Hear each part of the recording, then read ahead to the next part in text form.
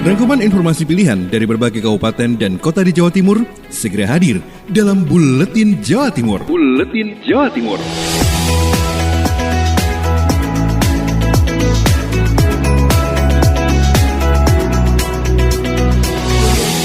Salam jumpa sahabat, inilah Buletin Jawa Timur edisi hari Senin 21 September 2020. Bersama saya Kiki Amelia. Sahabat, untuk informasi pertama datang dari Suara Sidoarjo. Ada Panji Harto membawa berita, Polresta Sidoarjo resmikan tim mobil COVID Hunter untuk memburu pelaku pelanggaran protokol kesehatan.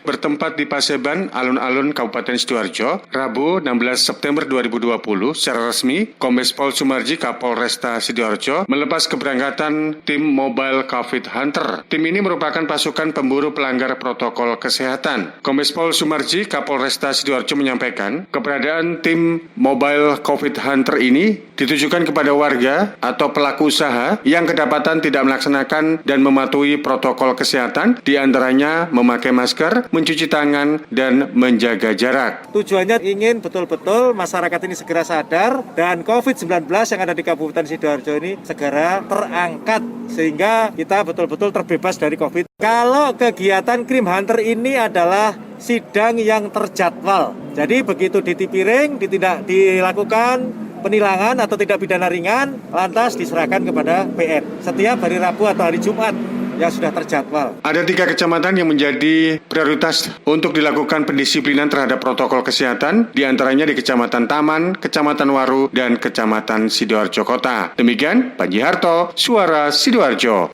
Selanjutnya kita bergeser ke Gresik. Ada Kevin Chandra dari Suara Gresik sudah siap mengabarkan dukung upaya penanganan COVID-19, Pemprov Jatim beri bantuan ventilator ke Rumah Sakit Rujukan COVID-19 Gresik. Gubernur Jawa Timur Khofifah Indar Parawansa menyerahkan bantuan yang bertempat di halaman kantor Bupati Gresik. Penyerahan bantuan pemerintah Jawa Timur oleh Gubernur Jawa Timur itu berupa ventilator untuk rumah sakit rujukan COVID-19, 5.000 masker, dan sembako untuk 3 kabupaten di Kabupaten Gresik, Lamongan, dan Jombang. Turut hadir juga Bupati Gresik Sambari Halim Radianto dalam proses penyerahan bantuan tersebut. Bupati Gresik juga berterima kasih kepada pihak Pemprov Jatim yang ikut serta dalam penanganan COVID-19 di Kabupaten Gresik. Mudah-mudahan semua rumah sakit yang dibantu bisa memanfaatkan sebaik-baiknya, khususnya untuk penanggulangan masalah COVID-19. Semakin rajin para dokter, para tenaga kesehatan, semakin rajin masyarakat melaksanakan protokol kesehatan, insya Allah COVID segera sirna. Harapan Gubernur Khofifah dengan bantuan ini semoga penanganan COVID-19 semakin cepat dan masyarakat bisa lebih patuh terhadap protokol kesehatan. Dengan upaya kita bersama melakukan pengendalian dari berbagai dampak yang diakibatkan oleh COVID-19. Maka yang kita ingin maksimalkan adalah bagaimana mengajak masyarakat berada di lini terdepan untuk bersama-sama mematuhi protokol kesehatan. Saya, Kevin Chandra, melaporkan untuk Buletin Jawa Timur. Kiki Desilia dari Suara Madiun menginformasikan launching tim COVID Hunter Kota Madiun. Tim COVID Hunter Kota Madiun akhirnya resmi dilaunching Rabu 17 September kemarin. Puluhan petugas gabungan terdiri dari TNI Polri dan Satpol PP turut dalam tim ini. Petugas bakal keliling memburu mereka yang tak patuh protokol kesehatan. Mereka yang tertangkap bakal ditilang dan disidang seperti gelaran operasi justisi. Setidaknya terdapat 30 kendaraan yang dilibatkan dalam tim ini saat beroperasi. Mulai dari sepeda motor, mobil, hingga truk dan ambulan. Petugas bakal keliling sewaktu-waktu untuk mencari masyarakat yang tak patuh. Wali Kota menambahkan upaya tersebut semata untuk menyelamatkan masyarakat dari bahaya COVID-19. Seperti diketahui, protokol kesehatan adalah kunci menekan pertumbuhan jumlah kasus positif dari COVID-19. Tak ayal, mereka yang tak mematuhi protokol kesehatan lebih berpotensi tertular COVID-19. Kegiatan bukan hanya untuk mengamankan mereka yang terancam karena tak mematuhi protokol kesehatan, tetapi juga menjaga masyarakat yang lain dari bahaya COVID-19. Pemakaian masker mengurangi potensi tertular COVID-19 hingga 70%. Artinya, mereka yang tidak memakai masker rentan tertular dan terancam bahaya COVID-19. Karenanya, tim COVID Hunter turun memburu mereka yang tengah terancam tersebut. Wali Kota bersama Forkopimda mengecek dan secara langsung memberangkatkan tim COVID Hunter untuk tugas perdananya mengamankan wilayah Kota Madiun. Kiki Desilia, Suara Madiun. Dari Madiun, kita beralih ke Tuban. Holilul Aris, Pradia Suara Tuban membawa berita, Wabub Tuban kembali pantau penyaluran bantuan sosial tunai. Wakil Bupati Tuban Nur Nahar Hussein kembali memantau langsung proses penyaluran bantuan sosial tunai BST, kali ini di Desa Magersari dan Pelumpang, Kecamatan Pelumpang, Sabtu 19 September 2020. Dalam kesempatan tersebut, Wabub Nur Nahar mengatakan proses penyaluran BST dilakukan dengan baik dan dilakukan dengan protokol kesehatan. Adapun untuk Kecamatan Pelumpang, jumlah penerima sebanyak 2.447 KPM. Wabub menambahkan 7 bulan masa pandemi telah terjadi perlambatan pertumbuhan ekonomi yang sangat berdampak untuk masyarakat. Ya, ini kan yang tahap kedua. Kalau dulu memang yang 3 bulan pertama 600-an, terus diperpanjang sampai Desember itu 1 bulannya 300. Kemarin yang sebenarnya yang tahap 4 sama 5 itu dijadikan 1, karena itu 45, 600 itu. Sekarang ini tahap 6, maunya kemarin kan 67 jadi 1, tapi karena mungkin pemerintah menganggap segera bisa dibelanjakan, tahap 6 dicairkan untuk memperkuat ekonomi keluarga dan juga menggiatkan perekonomian. Sementara itu, Kepala Kantor Pos Tuban Edi Mulyo Utomo mengatakan proses penyaluran berjalan dengan lancar. Rata-rata penyaluran hampir 100% diambil karena verifikasi lebih awal. Adapun total KPH yang menerima BST se-Kabupaten Tuban berjumlah 30.820 keluarga. Penyaluran disalurkan hingga tanggal 23 September 2020. Holilul Aris, Pradia Suara untuk Buletin Jawa Timur. Ada Hekti Ludiana dari Suara Ngawi telah siap menginformasikan 3 tahun berturut-turut Kabupaten Ngawi meraih penghargaan Nata Mukti. 3 tahun berturut-turut Kabupaten Ngawi meraih penghargaan Nata Mukti dari Dewan UKM Dunia karena Kabupaten Ngawi dinilai mempunyai konsentrasi yang tinggi dalam rangka peningkatan dan pemberdayaan IKM maupun UKM. Kabupaten Ngawi sendiri mempunyai kebijakan tidak hanya dari hulu tapi juga dari hilir, artinya semua IKM maupun UKM mendapatkan pelatihan, pelayanan perizinan, pemasaran dan lain sebagainya. Demikian yang dikatakan Yusuf Rosadi, Kepala Dinas UMKM dan Ketenagakerjaan Kabupaten Ngawi. Kalau tidak keliru 3 tahun berturut-turut dapat Nata Mukti. Nata Mukti ini kan diberikan dari International Council Small Business ya. Jadi Dewan UKM-nya dunia yang presidennya ada Pak Hermawan. Itu diberikan ke Kabupaten Ngawi karena Kabupaten Ngawi dinilai memiliki konsentrasi yang tinggi dalam rangka peningkatan dan pemberdayaan IKM maupun UKM. Yusuf juga mengatakan dan berharap IKM Ngawi mampu bersaing dengan daerah lain, juga berkembang meningkatkan produknya di tengah pandemi COVID-19. Henti Ludiana, LPPL Suara Ngawi. Selanjutnya kita pindah ke Kabupaten Lumajang. Bobi Wijayanto Suara Lumajang FM membawa berita, Wakil Bupati Lumajang apresiasi gerakan Lumajang bermasker dari FKOL. Indah Amperawati, Wakil Bupati Lumajang, mengapresiasi kepada anggota Forum Komunikasi Otomotif Lumajang atau FKUL yang telah peduli kepada masyarakat terhadap pencegahan penyebaran COVID-19, salah satunya yakni gerakan Deklarasi Lumajang Bermasker. Lebih lanjut, Wabub saat menghadiri acara Deklarasi Lumajang Bermasker dan HUT FKUL ke-12 tahun yang bertempat di Derimba Cafe mengungkapkan bahwa selama ini FKUL telah bermitra baik dengan berbagai pihak seperti Polres, BNN, dan Pemkab Lumajang. Ia menginginkan agar komunitas tersebut melakukan sosialisasi, edukasi, serta memberikan contoh yang baik kepada masyarakat khususnya generasi muda. Semakin bertambahnya kasus positif COVID-19 akhir-akhir ini, Bunda Indah Sapan Akrab Wakil Bupati Lumajang berharap agar kejadian tersebut menjadikan kita semua sadar dan terus untuk memberikan contoh bagi masyarakat akan pentingnya mematuhi protokol kesehatan. Menurutnya, hal itu menjadi sebuah keharusan untuk dilakukan supaya pandemi ini segera berakhir serta perekonomian kembali berjalan normal. Bobi Wijayanto, Suara Lumajang FM, mengabarkan. Kita bergeser ke Pamekasan. Holik Maulidi dari Ralita FM yang sudah siap melaporkan Satpol PP Pamekasan bakal tindak tegas PKL liar dan bandel. Satuan Polisi Pamong Praja atau Satpol PP Kabupaten Pamekasan gencar melakukan sosialisasi kepada para pedagang kaki lima atau PKL terkait Peraturan Daerah atau Perda Nomor 5 Tahun 2008 tentang pemberdayaan dan penataan PKL dan Perda Kabupaten Pamekasan Nomor 3 Tahun 2019 tentang ketertiban umum dan ketentraman masyarakat. Hal itu dilakukan demi penegakan Perda. Kusairi selaku Kepala Satpol PP Pamekasan mengatakan pihaknya tidak akan main-main dalam mengambil tindakan tegas kepada para PKL dan pedagang pinggiran yang melanggar Perda nomor 5 tahun 2008 dan nomor 3 tahun 2019.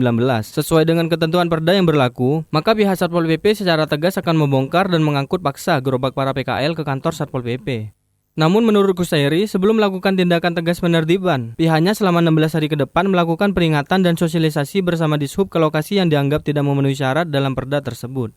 Dalam sosialisasi tersebut, pihak Satpol PP dan Dishub memberikan pengertian kepada PKL untuk segera pindah ke lokasi yang sudah disediakan oleh Pemkab Pamekasan. Ada 14 titik tempat yang sudah disediakan untuk ditempati PKL dengan waktu yang sudah ditentukan. Di antaranya Jalan dekat Rumah Sakit Slamet Wartodirjo, Jalan Raya Teja, Jalan Wahid Hashim, Jalan Stadion di sisi kiri, Jalan Pintu Gerbang, Dirgahayu, Ronggo Sukowati, dan Balai Kambang. Diterangkan oleh Kasatpol PP Pamekasan, hingga sampai bulan Oktober 2020, pihaknya akan bergerak melibatkan TNI Polri serta dinas terkait untuk bersama-sama melakukan tindakan sesuai dengan Perda yang berlaku. Holik Maulidi, Realita FM Pamekasan. Dari Kirana Nisa, Mahardika FM telah siap menginformasikan Pilwali 2020 semakin dekat, Dinas Kependudukan dan Pencatatan Sipil kebut perekaman EKTP. Dinas Kependudukan dan Pencatatan Sipil Kota Blitar mengkebut perekaman EKTP bagi warga yang sudah berusia 17 tahun ke atas. Hal ini dilakukan agar jumlah masyarakat yang berpartisipasi pada Pilwali 2020 maksimal. Imam Muslim, PLT Kepala Dinas Kependudukan dan Pencatatan Sipil Kota Blitar, dikonfirmasi di kantor DPRD Jumat 18 September 2020 mengatakan, saat ini terdapat 2.000 warga yang berusia 17 tahun ke atas belum melakukan perekaman EKTP. Jumlah ini berkurang dibanding Juni lalu, warga yang belum memiliki EKTP sebanyak 5.000 orang. Namun demikian, pihaknya memilih untuk jemput bola mendatangi kelurahan se-Kota Blitar menggunakan mobil administrasi kependudukan agar perekaman segera tuntas. Selain itu, untuk memudahkan masyarakat, mengingat pelayanan dinas setempat terkendala akibat pandemi COVID-19. Imam mengatakan meski sebagian dilakukan di lapangan, namun pelayanan di kantor dinas tetap berjalan normal. Gerakan jemput bola ini ditargetkan tuntas 3 Desember 2020. Di samping kita datang ke lapangan, di kecamatan juga tetap perekaman, di Dukcapil juga perekaman gitu. Jadi masing-masing kelurahan ya bisa beberapa hari begitu untuk kecamatannya gitu, secara bergiliran begitu nantinya. Imam menambahkan dalam waktu dekat pihaknya juga akan melakukan penyisiran untuk mengetahui adakah warga Kota Blitar yang EKTP-nya mengalami kesalahan data. Selain itu juga untuk mendata warga yang pindah domisili atau baru menetap di Kota Blitar. Kirana Nisa, Mahardika FM. Dari Kabupaten Blitar, ada Ninda Alivia Persada FM membawa berita perubahan APBD 2020, target PAD di Kabupaten Blitar diturunkan 15 miliar rupiah. Rancangan Peraturan Daerah Raperda tentang perubahan APBD 2020 di Kabupaten Blitar sudah disepakati. Di antara perubahan anggaran adalah terkait target pendapatan asli daerah atau PAD yang dipastikan turun. Kabid Pengendalian dan Evaluasi Badan Pendapatan Daerah Kabupaten Blitar Wahyu Diono mengatakan, di masa pandemi COVID-19 memang ada penurunan target PAD dikarenakan adanya kebijakan pemerintah pusat dan daerah. Misalnya kebijakan pemerintah diantaranya membebaskan beban listrik. Ada juga kebijakan pemerintah daerah berupa stimulus terhadap usaha sektor pariwisata sehingga berdampak pada pajak hotel, restoran, hiburan, parkir khusus pariwisata, air tanah khusus usaha pariwisata. Ia menjelaskan setelah menghitungnya, akhirnya ditemukan ada penurunan target PAD sekitar 15 miliar rupiah dari 263 miliar rupiah yang ditetapkan pada APBD murni menjadi 248 miliar rupiah pada perubahan APBD tahun ini. Kita memang ada penurunan PAD Mas. Semua itu kan dikarenakan ada beberapa dampak dari kebijakan pemerintah pusat. Wahyu Diono menambahkan PAD terdiri dari beberapa komponen seperti pajak daerah, retribusi daerah, dan lain-lain pendapatan yang sah. Untuk pajak ada penurunan hingga 13 miliar rupiah atau dari target 89,6 miliar rupiah menjadi 76,5 miliar rupiah. Ninda Alivia, Radio Persada FM Blitar. Sofia Latif dari Suara Pasuruan menginformasikan harapan hari jadi Kabupaten Pasuruan ke 1091 18 September 2020. Peringatan Hari Jadi Kabupaten Pasuruan ke-1091 tahun 2020 dengan tema Kebal COVID-19, Keluarga Berdaya Lawan COVID-19 dilaksanakan secara sederhana, tapi esensinya masih tetap ada. Ya, di tengah pandemi COVID-19, banyak harapan yang disampaikan untuk Kabupaten Pasuruan yang lebih baik. Itu juga yang disampaikan Lulis Irsad Yusuf, Ketua Tim Penggerak PKK Kabupaten Pasuruan kepada Emil Akbar, reporter Suara Pasuruan. Menyampaikan selamat Hari Jadi Kabupaten Pasuruan yang ke-1091 untuk PKK kepada seluruh para ibu-ibu, mulai dari keluarga kita untuk memprotek diri, untuk menerapkan protokol kesehatan, untuk memutus mata rantai penyebaran COVID-19 ini melalui keluarga. Keluarga berdaya, insya Allah, ibu berdaya, bapak berdaya, insya Allah keluarga sehat. Sofia Latif, Suara Pasuruan. Selanjutnya ada Vivi Agustiani, Suara Kota Probolinggo telah siap membawa berita Pemkot Madiun belajar sakip ke Kota Probolinggo. Predikat nilai BB yang dimiliki Kota Probolinggo dalam implementasi SAKIP, Sistem Akuntabilitas Kinerja Instansi Pemerintah tahun 2019, menarik perhatian pemerintah Kota Madiun. Daerah berjuluk Kota Pendekar tersebut menargetkan predikatnya naik dari B ke BB. Untuk itu, Wali Kota Madiun belajar terkait SAKIP ke pemerintah Kota Probolinggo hari Jumat lalu. Hal ini diutarakan Wali Kota Madiun Maidi dalam sambutannya di Puri Manggala Bakti kantor pemerintah Kota Probolinggo. Wali Kota Maidi kala itu tidak datang sendiri, ia bersama para pejabat beserta jajarannya yang disambut baik oleh Wali Kota Habib Hadi Jainal Abidin, Wakil Wali Kota Muhammad Saufi Sobri, Sekda Dr. Gigi Nini Irawibawati, para staf ahli, para asisten dan kepala OPD di lingkungan pemerintah Kota Probolinggo. Dalam kunjungan tersebut, rombongan Wali Kota Madiun menyimak paparan SAKIP yang integrasi dari sistem perencanaan, sistem penganggaran dan sistem pelaporan kinerja yang selaras dengan pelaksanaan sistem akuntabilitas keuangan oleh Kepala Bagian Organisasi Setda Kota Probolinggo Priyojatmiko. Guna fokus mengejar predikat A pada SAKIP 2021 mendatang, pemerintah Kota Probolinggo akan memfokuskan pada pendidikan, kesehatan, kesejahteraan sosial, sumber daya manusia aparatur, akuntabilitas kinerja dan pelayanan publik. Vivi Agustiani, Suara Kota Probolinggo. Sahabat, demikian Buletin Jawa Timur edisi hari ini. Saya Kiki Amelia, sampai jumpa di Buletin Jawa Timur selanjutnya. Rangkuman informasi pilihan dari berbagai kabupaten dan kota di Jawa Timur baru saja sahabat dengarkan dalam Buletin Jawa Timur. Buletin Jawa Timur. Buletin Jawa Timur bisa sahabat dengarkan Senin sampai Jumat jam 8 pagi dan 4 sore. Disiarkan serentak di Lembaga Penyiaran Publik Lokal Suara Sidoarjo, Persada Kabupaten Blitar, Mardika Kota Blitar, Ralita Pamekasan, Suara Sampang, Suara Kota Probolinggo, Suara Lumajang, Suara Pasuruan, Blambangan Banyuwangi, Wika Mojokerto, Suara Gresik, Pradia, Suara Tuban, Malawapati Bojonegoro, Ersal Nganjuk, Suara Madiun, Suara Ngawi, Suara Pacitan, Praja Angkasa Trenggalek, Magetan Indah, dan RGR Tulungagung. Persembahan dari Asosiasi Lembaga Penyiaran Publik Lokal Jawa Timur.